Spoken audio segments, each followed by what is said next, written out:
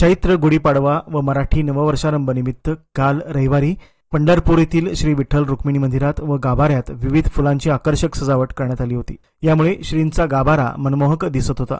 सजावटीसाठी शेवंती 200 kilo, Aster 80 kilo, गोंडा 150 kilo, गुलाब 100 गड्डी, Gypsy 10 गड्डी या फुलांचा वापर करण्यात आला होता। सदरची सजावट विठ्ठल भक्त नानासाहेब दिनकरराव पाचुंदकर पाटील राहणार रांजणगाव महागणपती यांनी सेवाभावी तत्वावर मोफत केली होती। सजावटीचे काम श्री फ्लावर्स पुणे यांनी केले होते। यासाठी सुमारे 12 कामगारांनी परिश्रम घेतले। हिंदू नववर्षानिमित्त भाविकांची दर्शन रांगेत व मंदिर परिसरात मोठ्या प्रमाणात गर्दी झालेली दिसून आली। मंदिर समितीमार्फत पुरेशा प्रमाणात सोयी सुविधा उपलब्ध करून देण्यात आल्या होत्या। भाविकांची गर्दी विचारात घेऊन भाविकांचे जलद व सुलभ दर्शन होण्याच्या दृष्टीने ऑनलाईन दर्शन पास बुकिंग व्यवस्था बंद ठेवण्यात आली होती। तसेच व्हीआयपी दर्शनावर निर्बंध, पूजेची संख्या कमी करणे व इतर अनुषंगिक उपाययोजना समितीमार्फत करण्यात आल्या होत्या। प्रत्येक वर्षी महत्त्वाचे सण, उत्सव, खास दिवस या निमित्ताने श्री विठ्ठल रुक्मिणी मंदिरात फुलांची आरास सजावट केली जाते।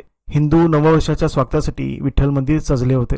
मंदिरात आकर्षक फुलांची सजावट करण्यात आल्याने विठ्ठलाचे सावळे रूप अधिकच खुलून दिसत होते। हिंदू नववर्षाची सुरुवात श्री विठ्ठल रुक्मिणी मातेच्या दर्शनाने व्हावी यासाठी हजारो भाविक श्री क्षेत्र पंढरपुरात दाखल झालेले होते। पहाटेपासून भाविकांनी दर्शन रांगेत गर्दी केलेली दिसून आली। विठ्ठल रुक्मिणी मातेच्या नाम गजराने परिसर दुमदुमून गेला होता। या सजावटीमुळे विठ्ठल रुक्मिणी मातेच्या मूर्तीसह गाभारा पाहून देखील भाविक अधिक समाधानी होत होते।